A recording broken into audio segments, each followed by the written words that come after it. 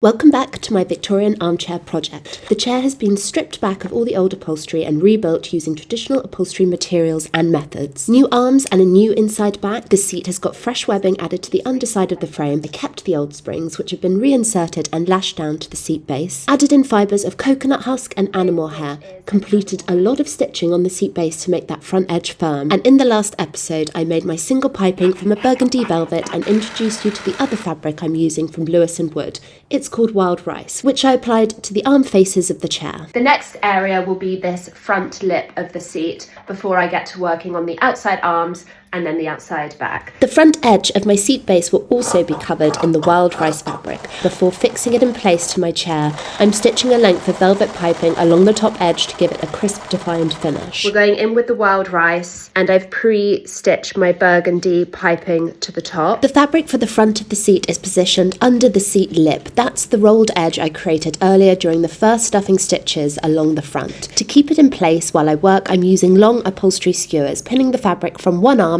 across the front and over to the other arm. I make sure the height of this border is consistent all the way along, because if it's even slightly out of place, the seat will look lopsided and untidy. Exactly like I did on the arm faces, I'm using a blind stitch, sometimes called a slip stitch, to attach the front border to the underside of the chair lip. For this, I'm using a curved needle and a strong linen thread, working with small careful stitches. The curved needle lets me get in tight under that rolled edge, and the small stitches help keep the fabric secure and almost invisible, so the front looks neat and crisp. To finish off this front lip, I'm going to add some cotton wadding just to fill that void between the top and the bottom of the frame. I'm reusing scraps of cotton wadding left over from other parts of the chair's upholstery build-up, evenly adding a layer under the edge I just hand-stitched.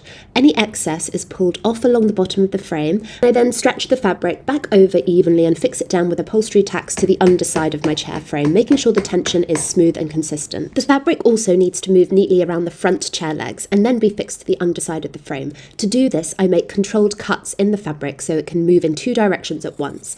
I place an upholstery skewer into the fabric to mark exactly where the cut should stop. The cut starts from the inside of the leg, and then I turn my scissors to a 45-degree angle and cut upwards to the skewer point. That way the fabric can be pleated under and fixed securely to the frame. I repeat the same cut on the other side of the chair leg, then trim back the excess fabric. I leave just enough so it can be tucked in neatly and folded back on itself, giving a clean finish around that leg. To secure the fabric around the chair legs, I'm using decorative upholstery nails. There are endless styles and colours to choose from. I think this shade is antique bronze, if you're wondering. The last areas to finish on my chair is the outside arms and the outside back.